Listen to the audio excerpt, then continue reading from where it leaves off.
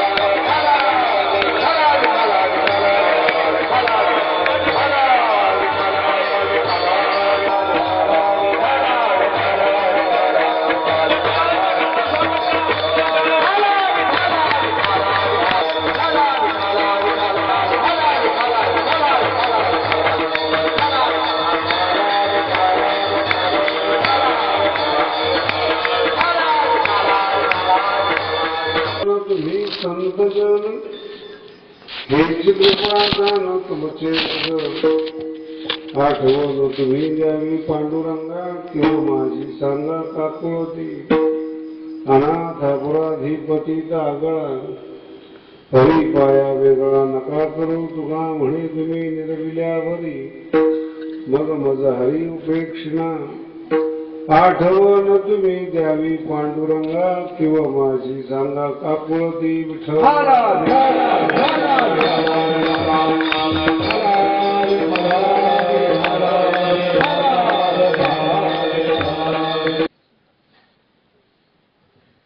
मोठ्या प्रमाणामध्ये आज या ठिकाणी समाज आलेला आहे. बऱ्याच लोकांना असं वाटतं की शास्त्री नेमकं काय बोलणार आहे आज.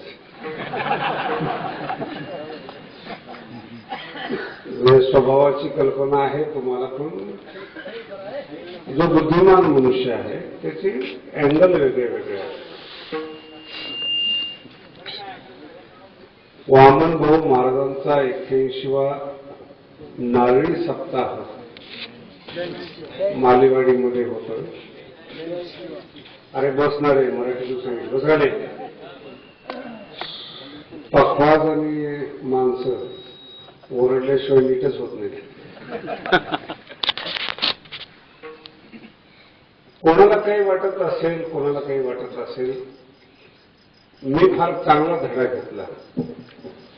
सर्वात पहिल्यांदा मालेवाडीच्या सगळ्या लोकांचं मी अभिनंदन करतो. वामन भाऊच्या शानप्रमाणे हा नारळी सप्ताह झाला. कुठली उणीव कुठली कमतरता या सप्ताहामध्ये आलेली. वामन भाऊचा दुसरा चमत्कार असा आहे, आजच्या मितीला गादी ही वामन भाऊची आहे. आणि साधूच्या मनात जर आलं किंवा एखाद्या गावाला आशीर्वाद द्यायचा आहे, आपल्या सगळ्यांना 2-3 दिवसामध्ये अनेक प्रकारच्या बातम्या ऐकायला मिळाल्यात. आज पेपरलाही बातमी आलेली आहे. मालेवाडी आणि परिसर आणि महाराष्ट्रातले सगळे लोक जवळपास वामन भाऊ महाराजांवर फार श्रद्धा ठेवतात. आणि भाऊची श्रद्धा ही कशी फलद्रूप होते हे आजच्या कीर्तनातून तुम्हाला दिसतं. विठ्ठल महाराजांचं ऑपरेशन झालं होतं, एन्जिओप्लास्टी. मी 2-3 दिवसापूर्वी भेटायला गेलो. मला काही मालेवाडीचा अंदाज नव्हता, सत्ता कसा आहे काय. मी आपली सांगितलं त्यांना व्यवस्था करतो म्हणून, पण अंदाज नाही आला. आज बघितलं मी आणि विठ्ठल महाराजांना सांगितलं ते तुम्हाला सांगतो. ही गादी आपली नसते, आपण निर्माण केलेली नसते. गादीची एक ताकद आहे, गादीची एक क्षमता आहे. भगवान बाबांच्या 49 वर्षानंतर सुद्धा लाखो रुपये जमा होतात बाबांच्या नावाने. लाखो रुपये. एक महिन्यापूर्वी मी बघितलं की जळगाव म्हणून गाव आहे, असंच वाटलं मला वर्गणी करावी. 45 लाख रुपये जमा झाले.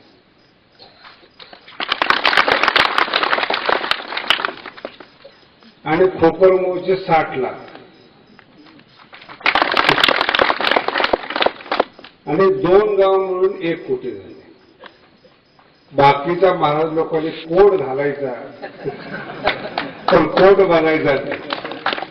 आणि भगवान गडाशी जे वैर आहे, भगवान गडावर जो लोकांचा, महाराज लोकांचा नाराजीचा स्वर आहे, त्याचं मूळ कारण आहे आकडे, की जे ऐकल्यानंतर लोक वाकडे होतात.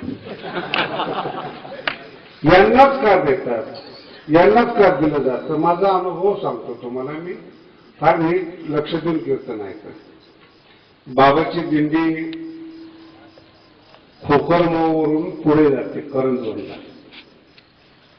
आणि 2-3 सुशिक्षित लोक आणि आम्ही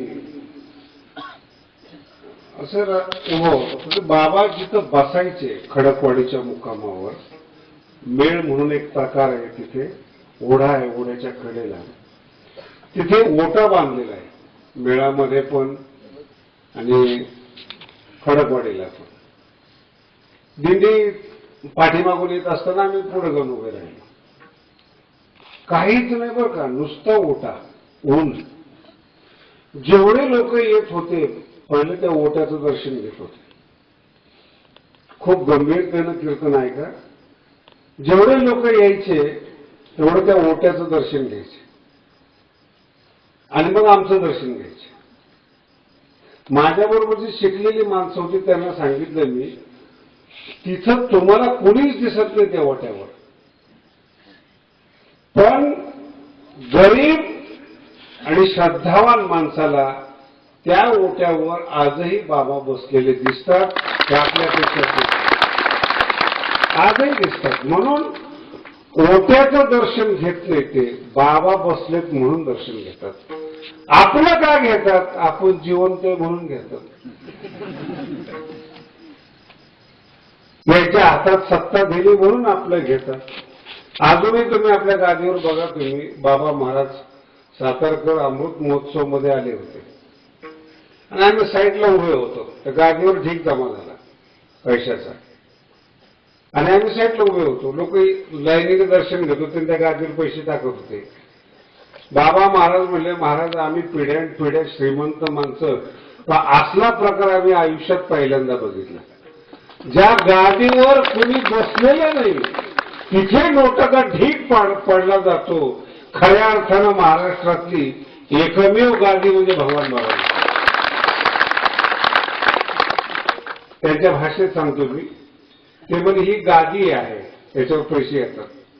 आम्ही गा आधी मग पैसे देतो. त्यांची भाषा गा आधी म्हणजे आम्हाला अगोदर गावं लागतं, कीर्तन करावं लागतं, नंतर पाकिट. ही गादी आहे, पैसे पडत राहतात. जगातले जेवढे मोठी माणसं आहेत ती खूप कौतुक करतात साधू संतांचं. आणि मग माझ्या लक्षात आलं की प्रतिनिधी आहोत आपण गादीचे.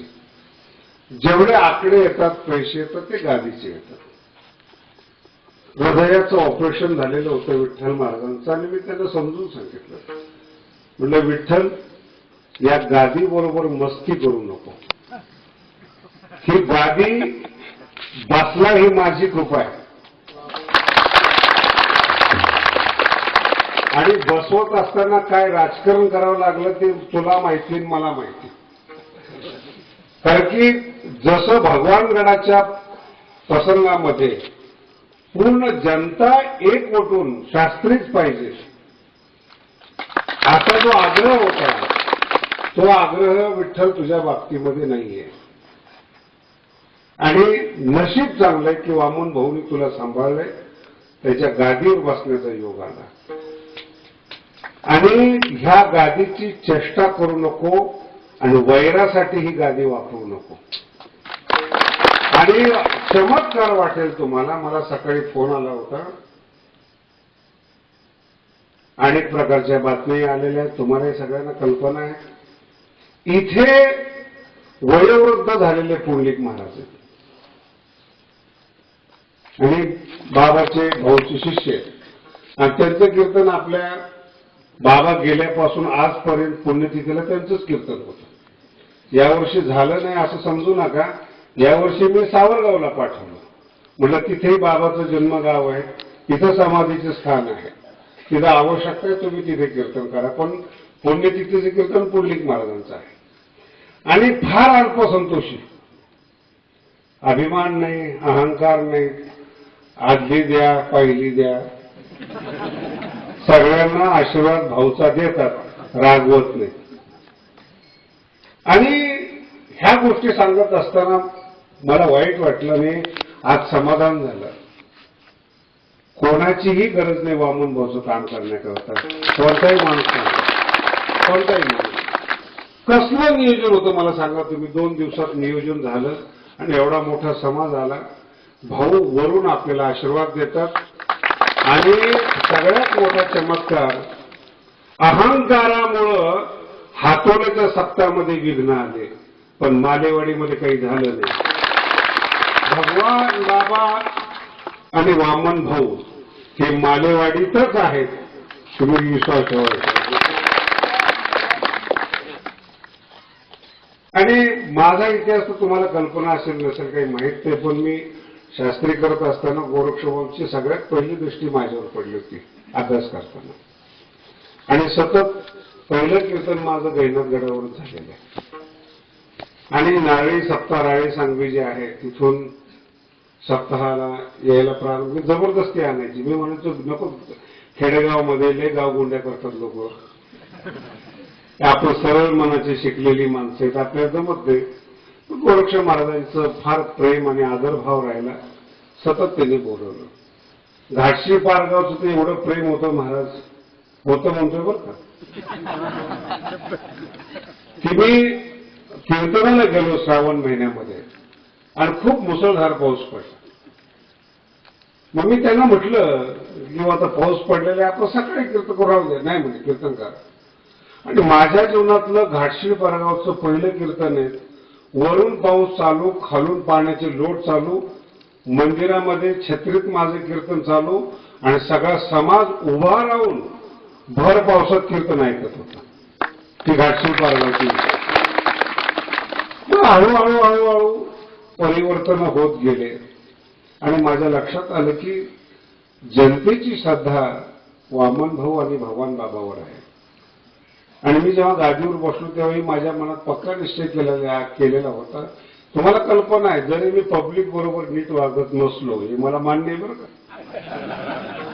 किती लोक बरोबर मी बोलणार, माझे काही प्लॅन आखायचे असतात, काम करायचे असतात. मग ते गादी अशी आहे ना, कधी लोक येतील काही सांगता येत नाही दर्शनाला, आणि खूप लांबून लोक येतात याची जाणीव आहे.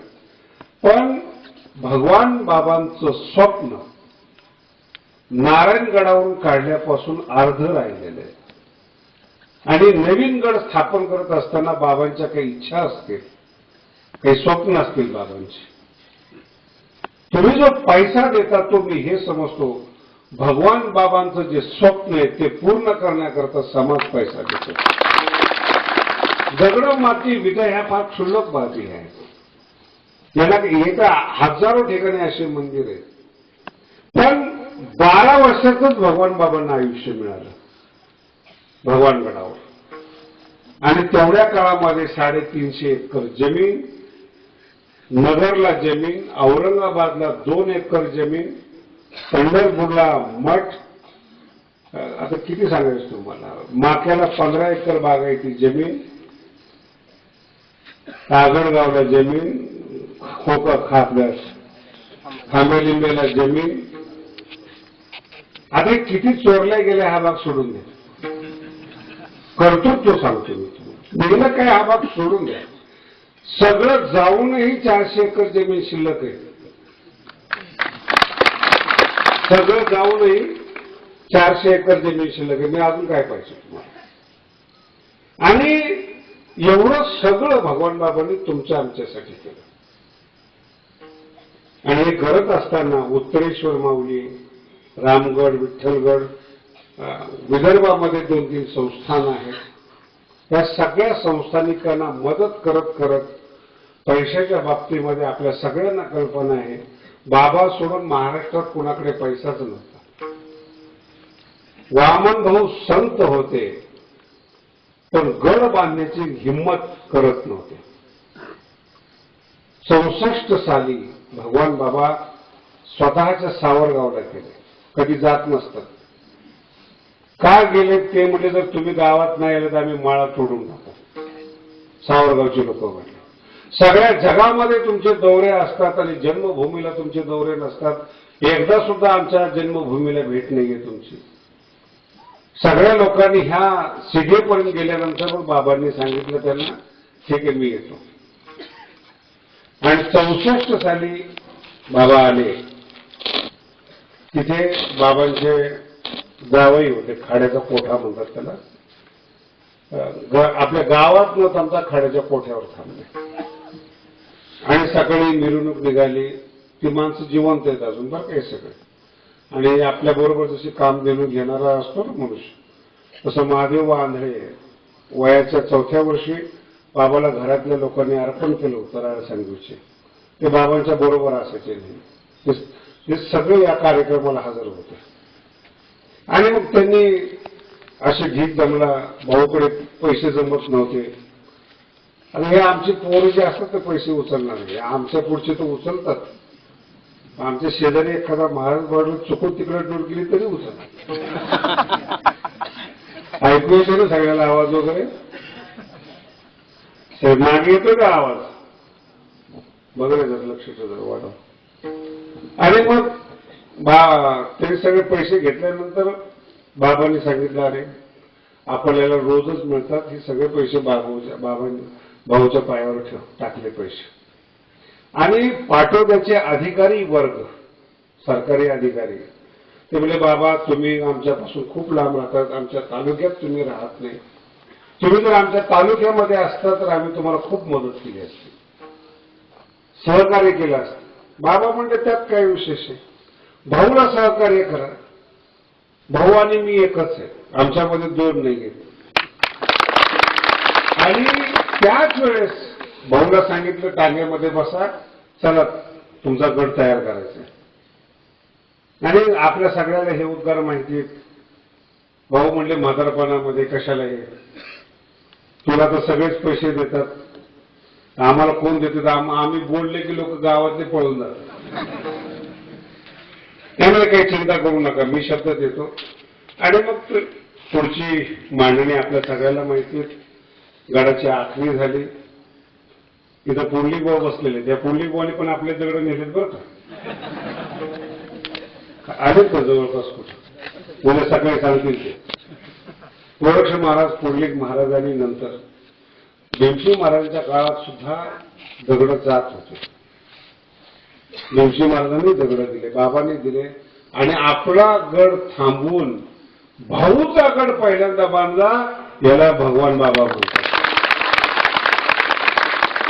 आयुष्य कमी होतं गडावरचं, पण भाऊचा पहिला गड तयार झाला पाहिजे, इतकं प्रेम, साधू संतांविषयी इतका आदरभाव होता. आणि मला तरी असं वाटतं 40 वर्षांनी का होईना भगवान बाबाचं स्वप्न परिसरातल्या लोकांनी पूर्ण केलं, वर्गणीने पूर्ण केलं.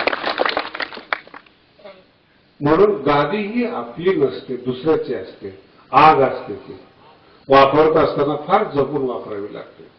मी जरी पब्लिकच्या बाबतीमध्ये दर्शन न देणं, बोलणं वगैरे ह्या चुका असल्या तरी जे भगवान गडावर जेवण मिळतं, जे विद्यार्थी तयार झाले, विद्यार्थी काही लांबून आणले नाही महाराज, तुमच्यातलेच घेतले आणि कीर्तनकार करून परत केले तुम्हाला. हे भगवान गडाची किमया आहे, अन्नदान आहे. तुम्ही किती डोकं लावा, 4-5 बाया आल्या होत्या म्हणे आम्ही इतका प्रयत्न करतो, एकादशी सारखी भगर आमच्या घरातच होत नाही. म्हणलं बाबा कुठे तुमच्या घरात? एकादशीचा महाप्रसाद हा भगवान बाबाचा प्रसाद आहे. गडावर जी चव लागेल ते संसारात कशी चव लागेल, बाबाचा प्रसाद आहे तो. म्हणून सप्ताह असेल, गडाचं जेवण असेल, विद्यार्थी आई बाप सोडून आपल्या गडावर राहतात. आणि एवढे मोठे मोठे घेतानाच आपण 10वी-12वीचे विद्यार्थी घेतो की जे सांभाळणं आजच्या लोकांना अवघड आहे. कधी कुणाचं प्रेम प्रकरण जमेल आणि पळून जातील भरोसा नाही. असे डेंजर पोरं गडावर कीर्तनकार झालेत. आणि आता ते BA करतात, MA करतात, उत्तम कीर्तन करतात. आणि ते कीर्तनकार झाल्यापासून मला जरा सोय झाली. लोक म्हणतात शास्त्रीला बोलून शिव्या खाण्यापेक्षा, पैसे देण्यापेक्षा पोरांना बोलवा. आणि नवीन गड, काक टाकलेला गड निघून गेले. आणि पूर्वी जे टाळकरी होते, गडावरचे लोक होते, तुम्हाला कल्पना आहे, 40 वर्ष त्या लोकांनी भगवान गडावर टाळ वाजवला. आज अशा ठिकाणी टाळ वाजवतात जिथं भगवान बाबाचा फोटो नाहीये. फोटासाठी किती वाईट वागतायत, कसली श्रद्धा माना. बाबाचा फोटो जिथं नाही, मी तर तुम्हाला अगदी खात्रीशीर सांगतो महाराज, परदेशात जा, विदेशात जा, कुठे जा, साहेबांनी मुंडे साहेबांनी गडावर सांगितलं, विदेशात सुद्धा बाबांचे फोटो मला पाहायला मिळाले. मलेशियाला मिळाले. यावर्षी त्यांनी सांगितलं कुठं कुठं बाबांचे फोटो पाहायला मिळाले. पहिलं बाबाशी वैर होतं, आता फोटोशी वैर. काय चमत्कार ना, गळ्यात माळ, गादीवर बसून अहंकारासाठी बाबाशी विरोध करणं मला वाईट. मी खूप समजून सांगितलं आणि हे समजून सांगितलं की इथून पुढे असं करू नको, हे चांगलं नाही. नशीब असतं महाराज पुण्य करायला मिळणं. आग आहे, घरही जाळते आणि स्वयंपाकही करते, अशी गादी आहे. जर त्या गादीला लवून भजून राहिलं आपला उद्धार करते महाराज. मला तर एवढा कठीण स्वभाव होता माझा की गादीवर बसल्यानंतर असं वाटतं मी बाबाच्या मांडीवर बसलो, म्हणून भीती वाटत नाही कोणाची. एवढं झपाट्यात मी कुठेही गेलं तरी काम आहेत मला, कुठेही गेलं तरी काम आहे. मी अनेक वेळा सांगितलं तुम्हाला, आळंदीचं काम चालू होतं मोठ्या प्रमाणामध्ये आणि 4 वाजता मला निघायचं होतं. दुसऱ्या दिवशी सकाळी 6 वाजता. 4 वाजता तिथल्या कॉन्ट्रॅक्टरचा फोन आला, शास्त्रीचे 2 लाख रुपये घेऊन ये. मी म्हणलं अरे ह्या टायमाला बँक बंद असते, काय असते, एवढे पैसे ठेवत नाहीत गडावर कोणी, जंगल आहे. मला तुम्हाला काय कमी, सगळ्या लोकांच्या डोक्यात एकच, गडाला पैशाची कमी, आपला खर्च मोठा आहे, कॅश पैसे ठेवता येते. बघा तर खरं म्हणजे 7 वाजता पहिली गाडीने एक माणूस आला. नामदेव कुठं वर सोडतो त्याला, पॅसेंजर राहत होतो, वर नाही द्यायचं. ते म्हणजे बाबाला पैसे द्यायचे, मग दाबले. असं वय आपलं जिवंत आहे बरं का तो माणूस. वय वृद्ध आहे. अरे 2 लाख रुपये काढले आणि पायावर ठेवले आणि 2 लाखाचीच गरज होती, पायावर ठेवले. मला माझी हिंमतच नाही वाट पैसे घ्यायची. म्हटलं कोण तुम्ही, कसे एवढे पैसे, तुमचे कपडे, तुमचा अवतार, कसं काय तुम्ही 2 लाख रुपये पायावर ठेवले.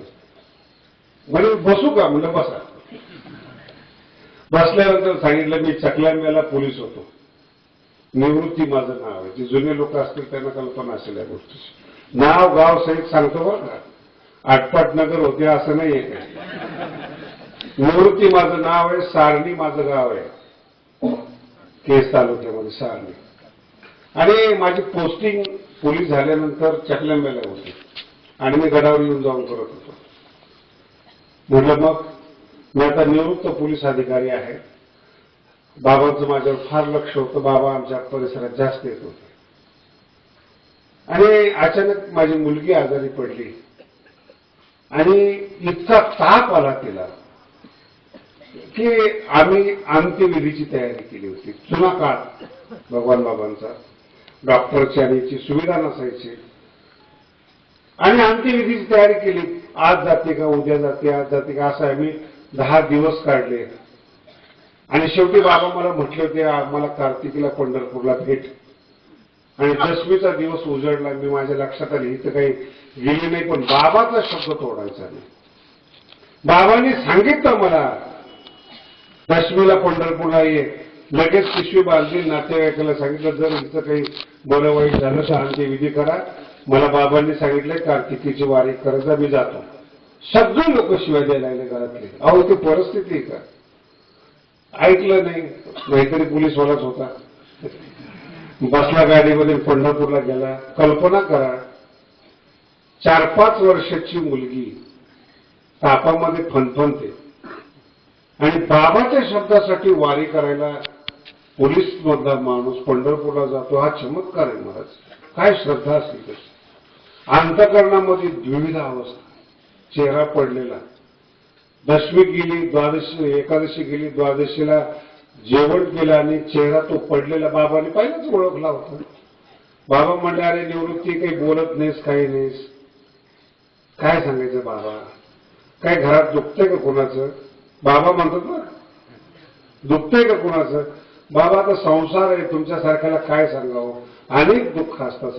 काही चिंता करू नको निवृत्ती, तुझा गाडीतून उतरल्या तुझी मुलगी परत येईल आणि तुला आलिंगन देईल. तो माणूस जिवंत आहे बरं अजून. आणि म्हणलं संतांचे शब्द आहेत, आपल्याला काय. आला घरी आणि मुक्कामी गाडी जसा गाडीतून उतरला, अंगणात मुलगी खेळत होती तशीच पळाली आणि बाबा बाबा म्हणून तिने आलिंगन दिलं. किती साधूंना परफेक्ट माहिती असते बघा तुम्ही. आणि हा प्रसंग सुद्धा कार्तिकी यात्रेचा 64 सालचा. आणि ते हृदय भरून आलं त्याचं. बाबा आळंदीला गेले कार्तिकीला नोव्हेंबर महिन्यामध्ये आणि निवृत्ती तिथे गेला. म्हणजे बाबा तुम्ही पंढरपूरचा मठ बांधताय, माझी इच्छा आहे पंढरपूरच्या मठाला काहीतरी देणगी द्यायची. तिथे लाला बसलेले होते, बाबा होते आणि खूप सुंदर सांगितलं. असं कर म्हणे, जेव्हा मला गरज पडेल तेव्हा मी सांगेल, नंतर देतो, आताच देऊ नको. लाला म्हटले नंतर देईल का? काही चिंता करू नको म्हणे, लाला देईल तो, नंतर देईल, आज नको, आज नको म्हटले. त्याच्या 1.5 महिन्याने 19 जानेवारी 1965 बाबा गेले. हा पैसा द्यायला गेला पंढरपूरच्या निमित्ताने बाबाने घेतले नाही. दुसऱ्याचं जसं भविष्य कळतं तसं आपलं सुद्धा कळालं पाहिजे. त्याला साधू म्हणतो. 19 जानेवारीला बाबा गेले आणि ह्यांनी जे शब्द दिला होता द्यायचे म्हणून तो राहून गेला. आणि आळंदीचं ज्यावेळेस काम सुरू झालं तेव्हा ती जी आजारी पडलेली मुलगी होती तिनं याला सांगितलं, अहो तुम्ही म्हटले होते बांधकामाला पैसे देऊ म्हणून तुम्ही अजून दिले नाही, निवृत्त झालात तुम्ही. बरं झालं, व्याजासह देतो म्हणून हे 2 लाख रुपये भगवान बाबाचं कर्ज म्हणून मी तुम्हाला परत करायला आलो. आणि अशा टायमाला दिले ज्या टायमाला माझ्याकडे 1 रुपया नव्हता आणि 2 लाखाची मागणी होती. काय टायमिंग आहे मला. त्या दिवशी माझ्या लक्षात आलं, गादीचं काम मनुष्य करत नाहीत, ते स्वतः करतात. फक्त एक निमित्त मात्र पाहिजे आपल्याला. मग गादीवर बसलेल्या माणसाने कधी अहंकार करू नये, कधी स्वतःला मोठं समजू नये. उलट गादीच्या पूर्वी स्वतःला मोठं समजलेलं माफ होईल, पण गादीवर बसून अहंकार करता येत नाहीत महाराज. आणि याचं मूळ कारण सांगतो, नीट आहे का.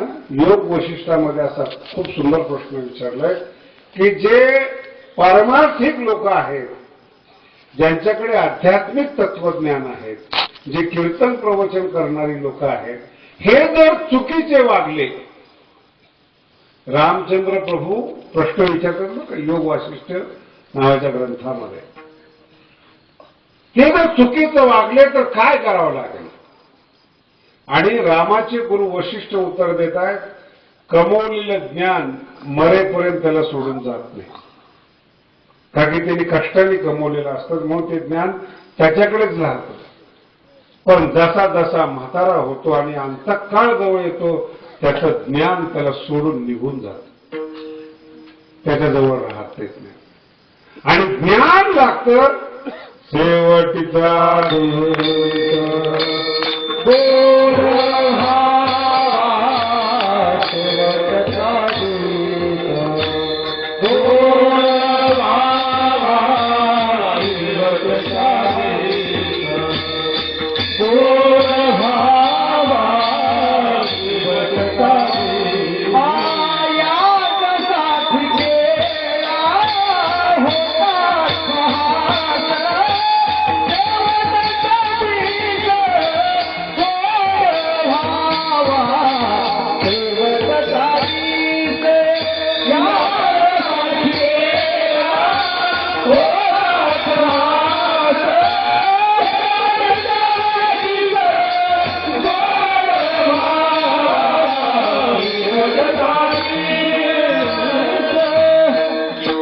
लक्षात ठेवा. काय तुकोबारायचं म्हणणं आहे, संसार चांगला होण्यासाठी परमार्थ नाही.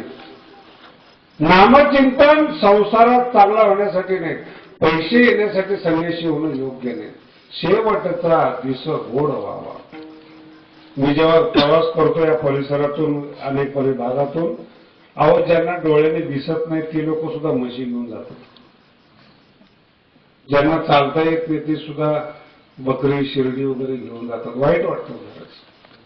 शरीर थकलेलं आहे, डोळ्याने दिसत नाही, तोंडामध्ये दात राहिलेले नाहीत आणि मुलं सांभाळत नाहीत. ही पापी परिस्थिती महाराज. अशी परिस्थिती कधी माणसाच्या जीवनात येऊ नये. तरुणपणामध्ये कसाही झोपला तरी झोप येते, पण वृद्ध अवस्थेमध्ये जिथं आरामाची आणि प्रेमाची गरज आहे तिथं तुम्हाला त्या गोष्टी मिळत नाही. आणि वयोवृद्ध माणसाला भाकरी नकोय, पैसा नकोय, बंगला नकोय, गोड बोलणारी माणसं पाहिजे. हे म्हातारपणाचं जीवन आहे. आणि जर तुम्हाला म्हातारपणी तुमचा मुलगा आणि सून पत्नी गोड बोलत नसेल, हे तुमच्या आयुष्यभराचं पाप आहे. त्यावेळेस त्यांनी बदला घेतला नाही, कारण की त्यावेळेस तुम्ही दारू पिऊन मारत होता, पैशाच्या मस्तीमध्ये होता, पाहिजे तशा पद्धतीने वागला, घराकडे आणि मुलाकडे दुर्लक्ष केलं. तुम्ही म्हातारे झाला आणि घरातली माणसं बदला घ्यायला लागली. तरुणपणात वागताना फार विचार करून वागावा लागतो. आणि जर तुम्ही खरोखरच चांगले वागलात, काय ताकद आहे महाराज तुमच्या मुलाची तुम्हाला नावं ठेवायची. वयोवृद्ध आणि योग्य माणूस म्हणून त्या पोराला जेव्हा अक्कल येईल त्यावेळेस तुमचा फोटो घेऊन तो सत्कार करेल, रडेल तुमच्यासाठी. परमार्थ म्हणजे काय हाच आहे. छोटे छोटे माणसं बघा तुम्ही चांगले वागतात. अहो आम्ही ते कीर्तनकार आहेत, पण खंडोबाबा आयुष्यात कधी कीर्तन केलं नाही, आयुष्यात कधी प्रवचन केलं नाही, पण त्यांच्या नावाने संस्थान सुरू झालं. लक्षात येतं? काहीच केलं नाही, त्यांच्या नावाने संस्थान सुरू झालं. आणि सगळं करून सुद्धा वर्ष श्राद्ध होत नाही. हे काही जीवन आहे का? काहीच होत नाही. मग काय करायचं असतं की गादी, हा जो अभंग घेतला ना तो ह्याच्यासाठीच घेतलेला. गादी काय करते? गादीची सेवा केली ना, गादी मरणातून वाचवते, पापातून वाचवते. गादी हा तुमचा वशिला आहे मृत्यूतून पार जाण्यासाठी. जर तुम्ही साधूच्या जवळ आहात, कुठलाही आघात तुमच्यावर जर आला, साधू तो दूर करतो, एवढी साधूची ताकद असते. म्हणून मरत असताना अगदी मोकळ्या मनाने आणि सुंदर मरण आलं पाहिजे. जायचं तर सगळ्यालाच आहेत महाराज, मृत्यू तर सगळ्यालाच आहे, पण शेवटीचा दिस गोड व्हावा याच्याकरता तुमच्याकडे वशिला पाहिजे. वशिला फक्त एकाचाच चालतो, तो संताचा. पहिल्या चरणात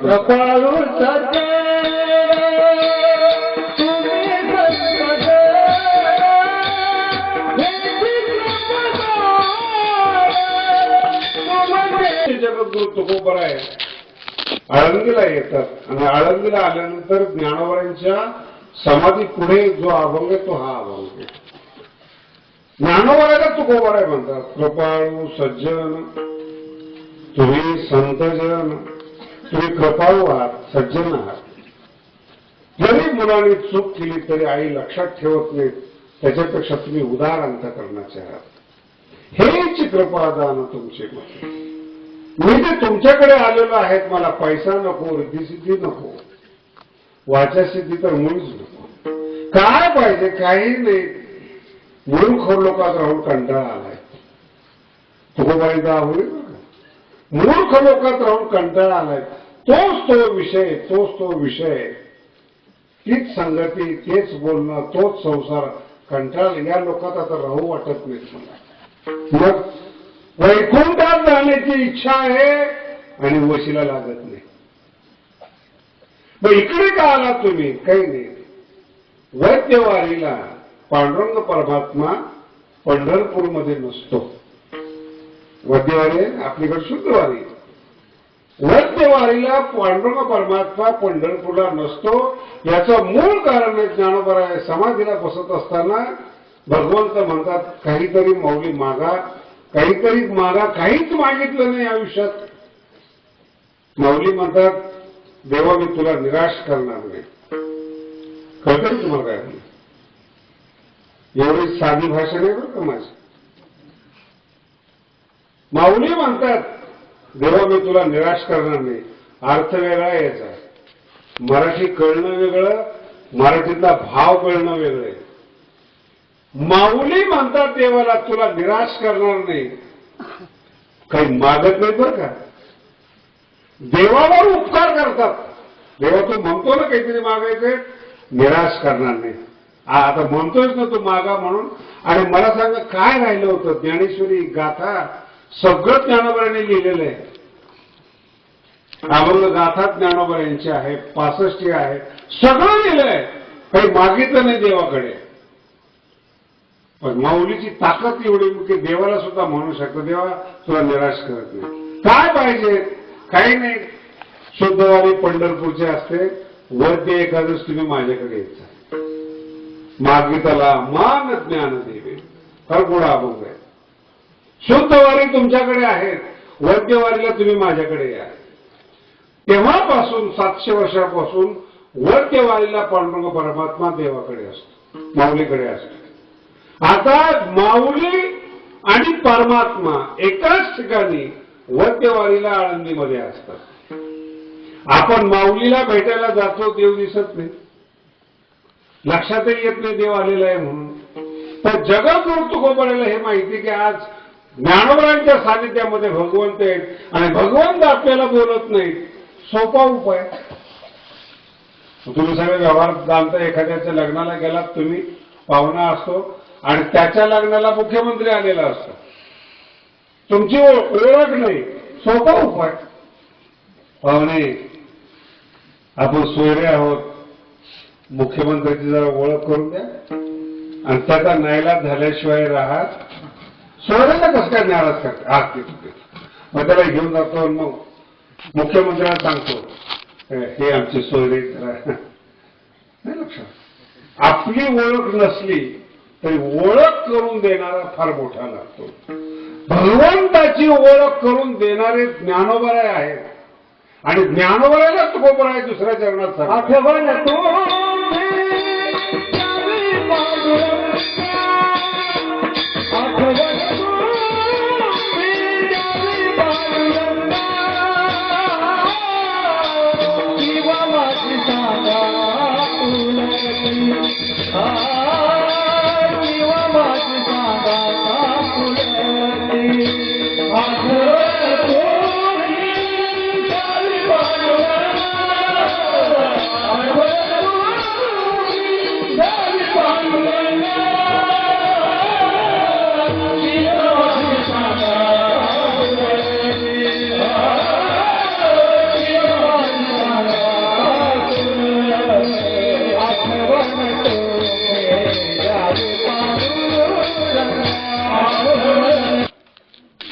माझी सांगा काकूळ. या मूर्ख लोकात राहून फार कंटाळलेलो आहे. माझी क्यू करायला सांगा.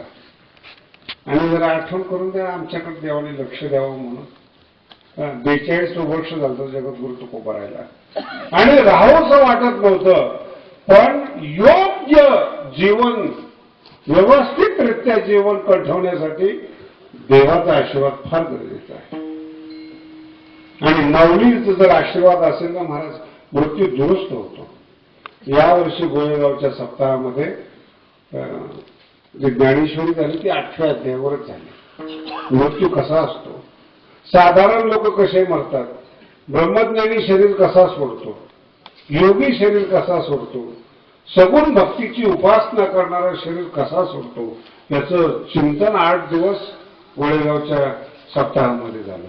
मरण म्हणजे काय असतं. आणि 8वा अध्याय ना तो मरणाचाच अध्याय आहे. आणि जर भगवंताने कृपा केली ना महाराज, काय सांगायचं तुम्हाला. ते हृदयी पण देखोडी अंगी मी आपुल्याच उत्तीर्णत्वा लागली, भक्ताच्या तनुत्यागी कृपा करी. जरा माऊलीची भाषा जरा अवघड आहे.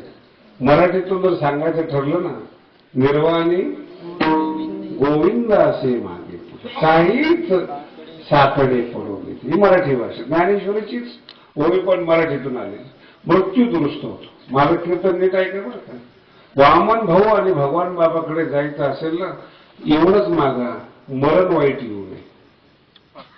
जगलो आम्ही आमच्या नशिबाने, तरुणपणामध्ये आम्ही आमच्या पद्धतीने फक्त देवा पुढचा जन्म आणि मृत्यू हा व्यवस्थित यावा. काय करा तुम्ही, कोण आहे महाराज संताशिवाय आपल्याला. माहित आता मी मागे तुम्हाला एकदा कालचीच गोष्ट आहे, सप्ताची यादी घेऊन आला. मला म्हणे महाराज कशी वाट लावायची ती लावा म्हणे आमच्या सप्ताची. अरे म्हटलं काय म्हणायचं मला, नाही तुम्ही सांगा ना वाट कशी लावायची. आणि म्हटलं सप्ताह करायचं काय, काही भाषाच कळत नाही. नवीन नवीन गादीवर बसलो म्हणे महाराज आमच्या गावात सप्ताह आहे, तुमचा कोणता दिवस घालायचा.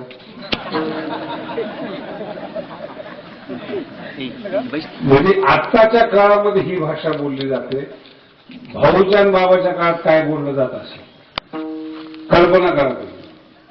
आणि त्या काळात तुमच्या वाडवडिलांना दुरुस्त करणारे भाऊ आणि बाबा आहेत. तुम्ही अजून दुरुस्त झालात का नाही माहित नाही, पण जी श्रद्धा तुमच्यामध्ये मी बघितली, जो विश्वास तुमच्यामध्ये बघितला, जे प्रेम तुमच्यामध्ये बघितलं, सुरुवातीला मला असं वाटलं की खेडेगावात जाणं बरोबर नाही, आता असं वाटतं शहरात जाणं बरोबर नाही. जी साथ दिली, जे प्रेम दिलं तुम्ही, भगवानगडाच्या उभारणीसाठी जे सहकार्य केलं तुम्ही, काहीच विचारत नाही ना कोणी. लाखो करोडो रुपये दिले जातात, एकही माणूस प्रश्न विचारत नाही, आणि न देणारे अगोदर विचारतात. शहरातले माणसं विचारतात एवढा पैसा येतो, गाडी कोणती तुमच्या, तुम्हाला काय गेले ते. नवीन नवीन गाडी घेतली तर पेपरलाच फोटो छापून आला. महाराष्ट्रात कुणाकडे गाडी नाही, ती गाडी शास्त्रीजी नाही, पेपरला फोटो. आमचा एक शेतकरी होता, मला पण ते थोडा संकोच वाटला बरं का, म्हणजे जरा चुकीचं जरा, पण आता गाडीच जीवन आहे ना, 8-9 तास प्रवास करावा लागतो, हाडकं तर नीट राहिली पाहिजे ना शरीराची. आयुष्य जेवढं वाढेल तेवढं गडाचं कल्याण होईल. एक शेतकरी आला म्हणले महाराज मला म्हटले तुमच्या महाराजांनी गाडी कशी घेतली ते बघा. तो शेतकरी होता, ऊसतोड कामगार. ते झाले कशी घेतली, महाराष्ट्रात कोणाकडे नाही एवढी महागडी गाडी घेतली. म्हणजे आम्ही घेऊन दिलेली आहे, आमच्या पैशाने घेतली, तुला काय जळायला झालंय म्हणे. आमच्या बाबाकडे जर महाराष्ट्रात कोणाची गाडी नसेल ना, हा आमचा स्वाभिमान आहे. जे कोणाकडे असेल ते कोणाकडेच नसलं पाहिजे. बोल काय बोलायचं तुला, आता याला बिकवायला चालला होता, खराब करायला चालला होता. पण तुमच्या लोकांची जी श्रद्धा आहे ती इतकी अप्रतिम अतूट आहे.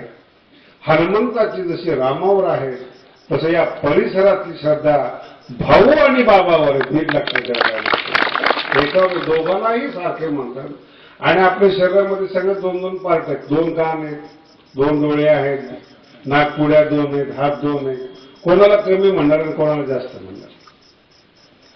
माझ्या दृष्टिकोनातून भाऊ आणि बाबामध्ये कुठलाच फरक नाहीये. नशीब हे दोघांचं प्रारब्ध आहे, दोघांचे विषय आहेत. आपण दोघांना, आणि वारकरी संप्रदायात सुद्धा भजन करताना ज्ञानभा काय फरक पडला. आणि मी तर म्हणाला अजून 2-4 संत जन्माला यावेत. माझ्या ह्याच्यामध्ये ना अजून 2-4 फोटो वाढले ना देवघरामध्ये. उद्या जरी एखादा साधू जन्माला आला तरी मी त्याचा फोटो लागेल.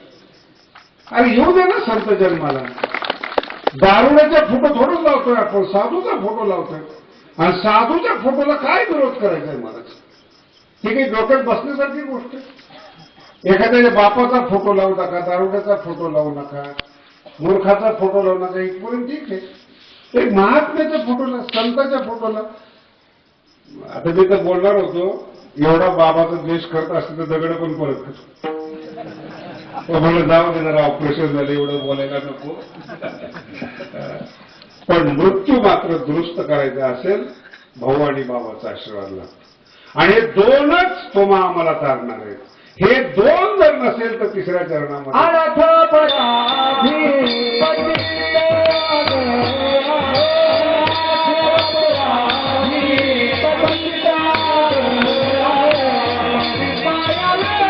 मन आणि उदार मन आहे. आणि तुम्ही जर भगवान बाबा आणि वामन भाऊकडे वशिला लावलात आणि त्यांनी जर आशीर्वाद दिला, मृत्यूरूपी सागरातून तुम्ही पार करून जाल. त्याचा आशीर्वाद मिळेल शेवटच्या